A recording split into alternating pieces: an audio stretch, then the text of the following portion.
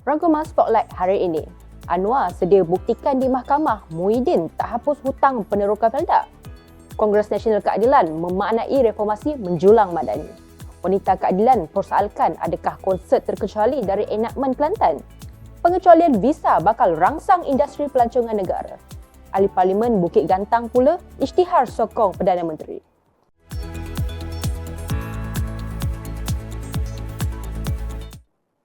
Salam Reformasi dan Salam Malaysia Madani.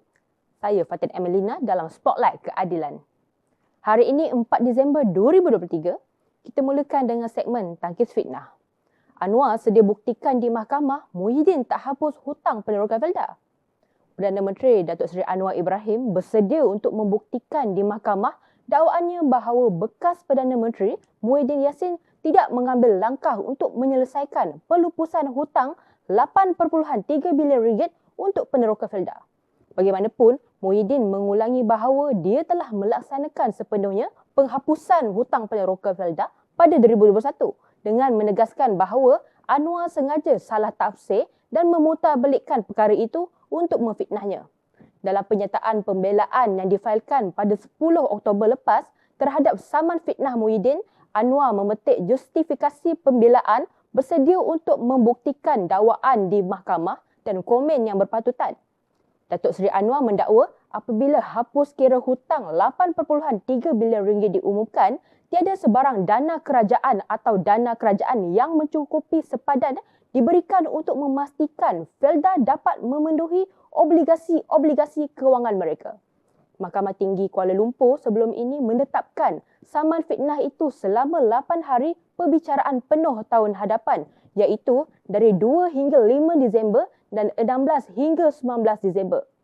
Dalam jawapan yang difailkan di Mahkamah Tinggi Kuala Lumpur pada 21 November lalu, Muhyiddin mendakwa Anwar dengan sengaja secara melulu dan berniat jahat menerbitkan beberapa kenyataan yang menurutnya berunsur fitnah dan tidak benar walaupun defendant mempunyai kuasa dan sumber Perdana Menteri dan Menteri Kewangan. Muhyiddin sebagai plaintiff menegaskan bahawa penstrukturan semula hutang Felda melalui kertas putih Felda telah dibentangkan pada 2019 di bawah pentadbiran Perdana Menteri ketika itu, iaitu Tun Dr. Mahathir Mohamad, tetapi ia tidak dilaksanakan. Selain itu, Muhyiddin mendakwa ketika dia kemudian menjadi Perdana Menteri, dia berjaya melaksanakan hapus kira hutang peneroka Felda pada 2021 sambil menegaskan isu hutang Felda terbahagi kepada dua, iaitu hutang agensi kepada penghutang luar dan hutang peneroka Felda kepada agensi itu. Muhyiddin turut mendakwa dokumen yang ditandatangan oleh Anwar adalah berkenaan sukuk Felda sebanyak 9.9 bilion ringgit dan geran kerajaan sebanyak 990 juta ringgit setahun selama 10 tahun dan bukannya pelupusan hutang peneroka Felda. Anwar diwakili oleh firma guaman Daniel & Wong, manakala firma guaman Rosli Dahlan Saravana Partnership mewakili Muhyiddin. Seterusnya dalam segmen Buletin Keadilan. Wanita Keadilan persoalkan adakah konsert terkecuali dari enakmen Kelantan.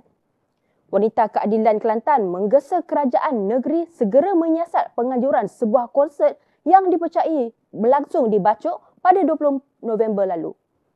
Ketuanya Nur Azmiza Mamat berkata berdasarkan maklumat yang diterima, konsert terbabit menyajikan persembahan yang mencolok mata. Tambahnya, Wanita Keadilan Kelantan dimaklumkan video konsert tersebut tular termasuk melalui TikTok dan membabitkan persembahan artis dari Thailand, Tumpang Chanokan, yang dimeriahkan pula dengan penari latar berpakaian seksi.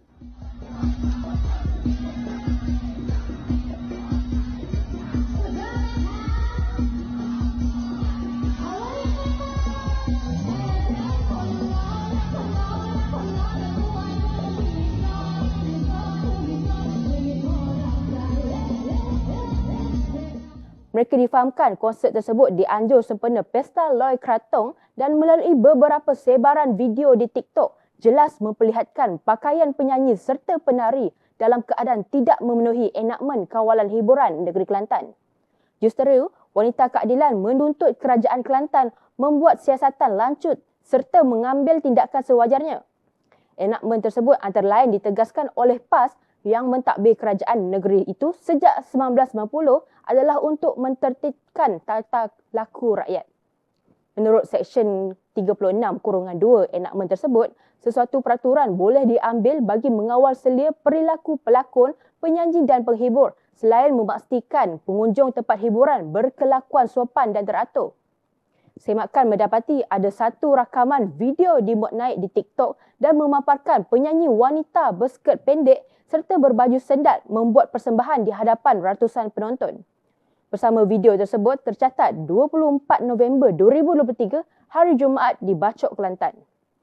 Loi Krathong merupakan sambutan tahunan masyarakat Siam yang majoritinya merupakan penganut Buddha. Kata Nur Azmiza, pihaknya memang menyokong enakmen yang dikuatkuasakan Kerajaan Kelantan namun mengingatkan penguatkuasaan perlu tegas. Beliau percaya seluruh rakyat Kelantan tidak mahu enakmen yang cukup banggakan selama ini dipandang enteng dan dianggap sekadar kosmetik. Dan turut mempersoalkan apakah konsert di Bachok itu terkecuali dari enakmen kawalan hiburan negeri Kelantan.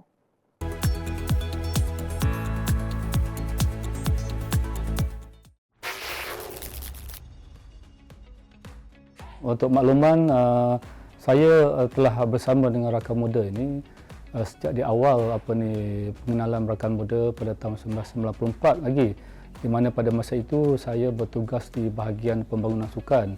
Sejak tahun 2011 lagi ataupun daripada 2008 sehingga 2011 saya pernah bertugas sebagai pengarah cawangan gaya hidup. Dan antara aktiviti-aktiviti utama di bawah cawangan kita pada masa tersebut adalah program Anugerah Remaja Perdana Rakan Muda ataupun dikenali sebagai ARP. Memang benar KBS dan juga Jabatan Belia dan Sukan Negara telah merancang untuk mengembalikan semula rakan muda kepada para belia. Kita akan lancarkan rakan muda ini pada 25 hari bulan Jun ini di Dekta UKM. Dan untuk kita membalikan semula rakan muda kepada zaman kegemilangan rakan muda kepada seluruh warga belia-belia kita. Rakan muda ini boleh disertai oleh semua belia, iaitu dalam umur 15 hingga 30 tahun. Kita open kepada mereka dan semua belia tanpa mengira jantina, tanpa mengira ras dan sebagainya. Kita open kepada semua, asalkan mereka tu masih lagi berumur dalam lingkungan yang saya sebutkan tadi. Harapan saya supaya semua belia yang ada untuk sama-sama menyambut program ini dan sertailah program-program yang kita buat tersebut, di mana dengan kaedah ini mereka bolehlah menguruskan masalah mereka dengan lebih berfaedah dan lebih baik lagi lah.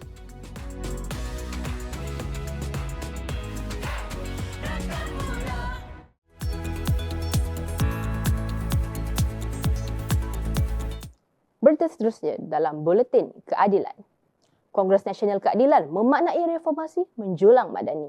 Parti Keadilan Rakyat telah mengadakan Kongres Nasional 2023 selama 2 hari bermula Sabtu lalu di Pusat Konvensyen Antarabangsa Putrajaya, PICC.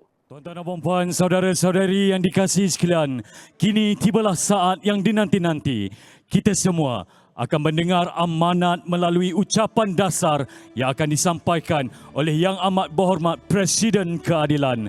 Dan tanpa melengahkan masa, dengan ini majlis mempersilakan Yang Amat Berhormat Datuk Seri Anwar Ibrahim, Presiden Parti Keadilan Rakyat, untuk menyampaikan ucapan dasar sekaligus merasmikan Kongres Nasional Tahunan Keadilan kali ke-17 tahun 2023. Dengan segala hormatnya dipersilakan.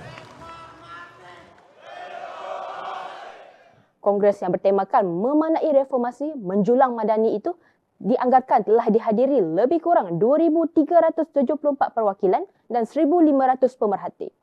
Menurut Setiausaha Agong Keadilan, Datuk Seri Saifuddin Nasution, ini adalah kongres tahunan yang pertama yang dihadiri oleh sidang perwakilan dari seluruh negara selepas setahun keadilan bersama-sama dalam gabungan kerajaan perpaduan. Kongres ini turut dihadiri pimpinan utama parti-parti gabungan kerajaan perpaduan selain turut menerima kehadiran 50 perwakilan kedutaan asing. Isu kemakmuran ekonomi, kebajikan dan keadilan sosial, tata kelola pentadbiran yang baik dan kestabilan politik telah menjadi antara tumpuan utama dalam perbahasan Kongres Nasional. Tidak ketinggalan juga, isu utama berhubung perjuangan reformasi, pendidikan, digital ekonomi, Perjanjian MA 63 dan isu-isu semasa antara topik popular yang dipilih oleh para pembahas semasa Hari Kongres. Semasa Kongres berlangsung, keadilan sekali lagi menegaskan mesej dan pendirian terhadap isu kemanusiaan yang berlaku sejak kemelut Palestin dan negara haram Israel. Keadilan turut mengadakan slot khas bagi memperingati mangsa-mangsa kekejaman Israel. Kongres Nasional Keadilan 2023 telah dimulakan dengan Kongres Nasional Angkatan Muda Keadilan AMK dan Kongres Nasional Wanita pada pagi yang dirasmikan oleh Timbalan Presiden Keadilan Saudara Rafizi Ramli. Selepas tamatnya sesi Kongres AMK dan Wanita, Kongres Nasional Keadilan dimulakan dengan majlis perasmian yang didahulukan dengan ucapan alu-aluan oleh Setiausaha Agung Keadilan Datuk Seri Saifuddin Nasution dan ucapan dasar Presiden Keadilan Datuk Seri Anwar Ibrahim. Semasa sesi penggulungan Kongres Nasional Keadilan, Datuk Seri Anwar telah menyampaikan beberapa perkara penting, antaranya seruan menyertai Koperasi Keadilan atau KIRA yang merupakan gerakan merakyatkan ekonomi. Jadi, keputusan pertama dalam Kongres ini, setiap pimpinan di semua peringkat dimestikan menjadi anggota KIRA sebelum akhir tahun ini. Setuju? Saya tegaskan, ini perlu, kerana ini satu ikhtiar yang baik, yang melangkau agenda politik khusus tetapi ekonomi rakyat. Koperasi ini seperti yang saya sebut 2 malam yang lalu adalah kegiatan ekonomi yang mungkin menjadi raksasa atau gergasi jika dapat didukung oleh ramai, kemudian diurus dengan baik. Sejarah koperasi negara kita ada gemilangnya, tapi masalahnya ialah pengurusan. Jadi sebab itu, dengan jaminan pengurusan yang baik, saya percaya kita akan sekali lagi menempa sejarah bagaimana koperasi boleh meningkat dalam masa singkat dan menjadi satu sukses dalam negara kita. Selain itu juga, Datuk Seri Anwar turut mengumumkan bahawa kerajaan akan memperbaiki kemudahan pelancongan untuk rancangan industri pelancongan. Dan untuk itu, soal pelancongan mendaikan tumpuan negara kita. Kita akan ambil langkah sebarang langkah untuk memperbaiki kemudahan-kemudahan pengangkutan yang disenggara oleh Menteri Anthony Loke, termasuk kemudahan-kemudahan tambahan di lapangan terbang, baik Alor-Star, Pulau Pinang, Sinai, Kota Kinabalu dan Kuching, mengikut peringkat dan keupayaan kita supaya lapangan terbang ini menjadi efisien dan menarik dan membawa masuk pelancongan yang lebih ramai. Tidak ketinggalan, beliau turut mengatakan bahawa peruntukan untuk rakyat di kawasan pembangkang ditambah. Dia katakan kita menafikan hak wakil rakyat. Tak betul. Gaji wakil rakyat, allowance wakil rakyat itu kita tak pernah singgung. Peruntukan bagi kawasan kita tambah. Saya sebut di Parlimen. Peruntukan di kawasan PAS atau Bersatu. Di kawasan Parlimen kita teruskan. Sekolah, masjid, perubahan-perubahan. Semua kita buat lakukan. Apa-apa projek pembangunan. Tapi kita tak salur melalui ahli Parlimen. Yang penting kita salur kepada rakyat. Mengapa kita nak salur pada ahli Parlimen yang hari-hari cerca kita dan menumbangkan kita, maki kita?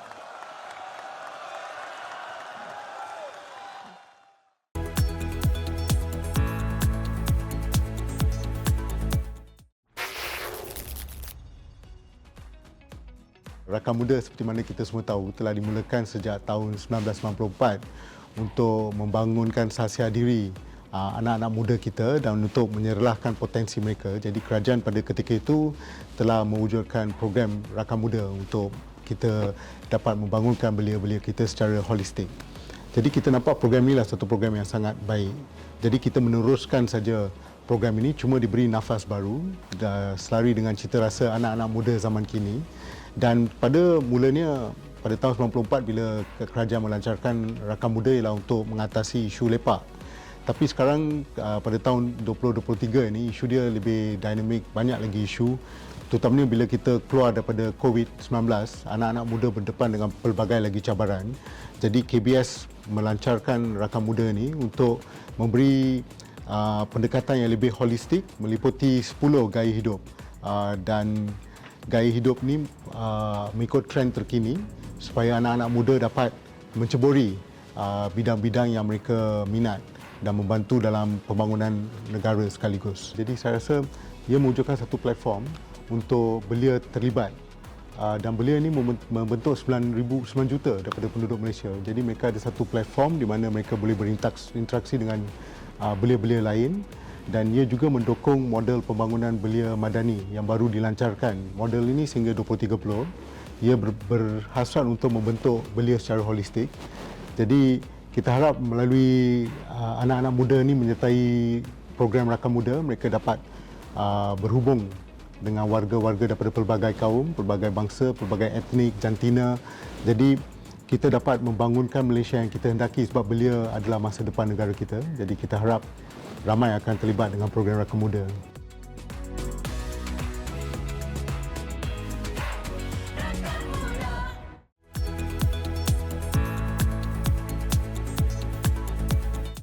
Seterusnya, segmen kerajaan perpaduan. Pengecualian visa bakal rangsang industri pelancongan negara. Pengecualian visa selama 30 hari untuk rakyat China dan India ke Malaysia seperti yang diumumkan Perdana Menteri Datuk Seri Anwar Ibrahim pada Kongres Nasional Keadilan lalu dijangka memberikan rangsangan kepada industri pelancongan negara. Presiden Persatuan Agensi Pelancongan Malaysia, MATA, Datuk Dr. Muhammad Khalid Harun berkata keputusan itu akan meletakkan Malaysia sebagai destinasi pelancongan yang menguntungkan bagi pelawat dari China, India, Jordan dan Turki. Menurut beliau, MATA menyambut baik pengumuman Perdana Menteri Datuk Seri Anwar Ibrahim bagi melaksanakan keputusan itu yang akan memudahkan kemasukan bebas visa bagi warga China, India, Jordan dan Turki bermula 1 Disember ini. Beliau berkata, negara berkenaan mempunyai populasi yang besar dan memudahkan kemasukan mereka ke Malaysia dan sudah pasti akan menarik kemasukan jumlah pelancong yang ketara. Tambah beliau, dengan menghapuskan keperluan visa, MATA berharap dapat memanfaatkan potensi besar pasaran ini sekaligus memberi faedah ekonomi dalam sektor pelancongan daripada hotel dan restoran hingga kepada perencitan dan pengangkutan. Selain itu, dijangkakan peningkatan perbelanjaan pelancong akan merangsang pertumbuhan ekonomi dan menyumbang kepada pembangunan keseluruhan industri di Malaysia. Beliau berkata, kelonggaran prosedur kemasukan ke Malaysia akan menggalakkan lebih ramai pelancong menerokai pelbagai keunikan yang ada dalam negara seperti warisan budaya dan landscape yang menarik. Muhammad Khalid berkata, kerajaan juga sudah tentu akan melaksanakan langkah keselamatan yang teguh untuk memastikan keselamatan rakyat dan pelawatnya demi menyediakan persekitaran yang mesra untuk pelancong. Sebelum ini, Datuk Seri Anwar mengumumkan pengecualian visa selama 30 hari untuk rakyat China dan India ke Malaysia mulai 1 Disember ini dalam semangat strategic partnership hubungan dua hala Malaysia-China yang menjangkau 50 tahun pada tahun hadapan. Beliau berkata, ia merupakan tambahan kemudahan pengecualian visa sedia ada yang kini dinikmati rakyat dari negara Teluk dan lain-lain negara di Asia Barat. Berita seterusnya, program subsidi bersasar RON 95 bermula separuh kedua 2024. Kerajaan akan melaksanakan program subsidi bersasar RON 95 pada separuh kedua 2024 menurut Menteri Ekonomi Rafizi Ramli. Beliau berkata, mulai tahun hadapan akan memperlihatkan usaha kerajaan kepada pelaksanaan dasar dan dengan penubuhan pengkalan data utama padu pada Januari 2024 memberikan akses kepada data granular yang diperlukan untuk melaksanakan program bersasar seperti rasionalisasi subsidi atau reformasi kebajikan sosial. Katanya dengan kumpulan T20 menikmati 53% daripada subsidi bahan api secara terpukal, ia adalah model yang tidak mampan dan tidak saksama.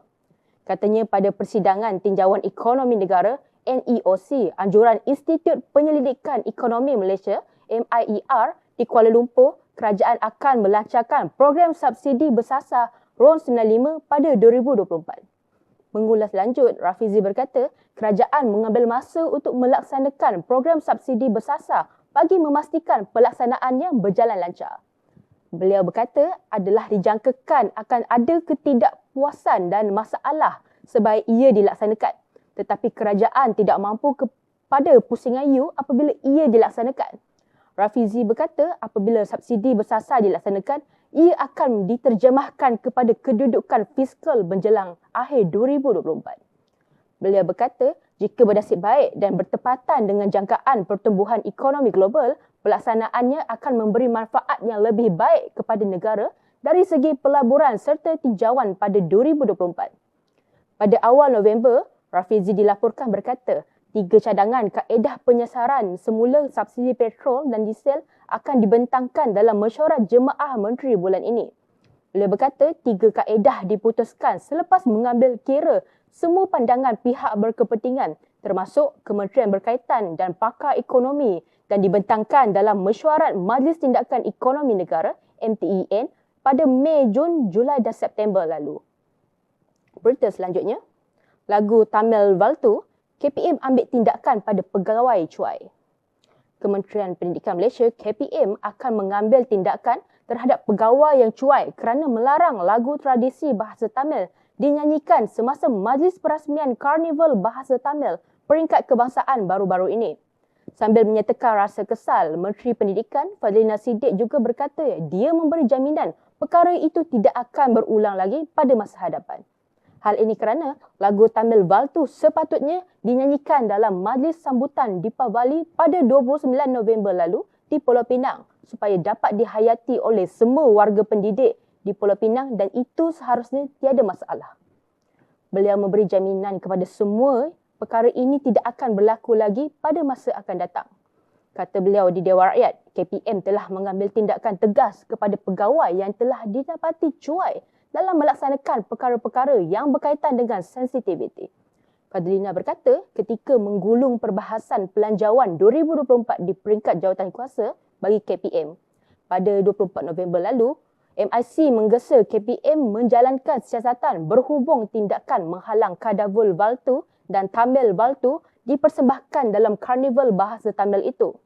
Timbalan Presidennya, M. Saravanan juga meminta Menteri Pendidikan mengeluarkan arahan agar kedua-dua lagu itu dibenarkan untuk dinyanyikan di majlis-majlis Karnival Bahasa Tamil pada masa akan datang.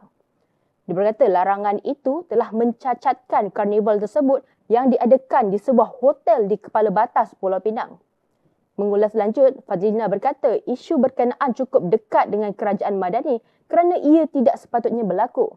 Fadlina berkata lagi, dia mewakili warga KPM memohon maaf kepada komuniti India khususnya yang tersinggung dengan keadaan itu serta kesilapan teknikal komunikasi dan apa saja tujuan yang berlaku dalam majlis tersebut. Berita selanjutnya dalam segmen Buletin Rakyat. Ahli Parlimen Bukit Gantang pula isytihar sokongan Perdana Menteri.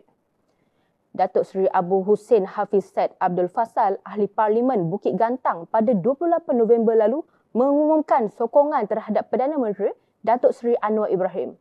Beliau mengatakan pendirian tersebut ketika mengajukan soalan tambahan pada sesi waktu pertanyaan Perdana Menteri PMQT.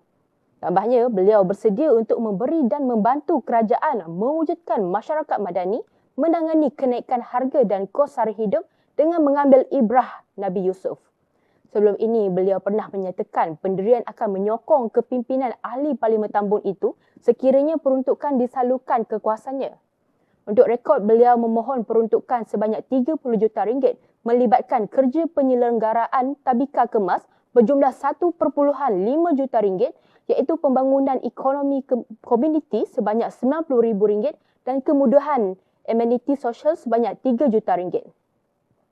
Selain itu, Syed Abu Hussein juga memohon peruntukan pemasangan lampu jalan kampung dan lingkaran jalan luar bandar serta pembangunan desa di kawasan Parlimen yang mempunyai 3 Dewan Undangan Negeri dan 5 mukim yang meliputi sebanyak 16 juta ringgit. Lantaran tindakan Ahli Parlimen Bukit Gantang tersebut, Ahli Bersatu desak Syed Abu Hussein letak jawatan. Ahli Parlimen Pribumi Bersatu Malaysia mendesak Datuk Seri Abu Hussein Hafiz Syed Abdul Fasal meletak jawatan sebagai Ahli Parlimen Bukit Gantang susulan sokongannya terhadap Perdana Menteri Datuk Seri Anwar Ibrahim. Ketua Bersatu Bahagian Bukit Gantang Ahmad Man berkata, tindakan wakil rakyat itu bukan sahaja pengkhianatan terhadap mandat rakyat, malah mencemar sistem demokrasi rakyat.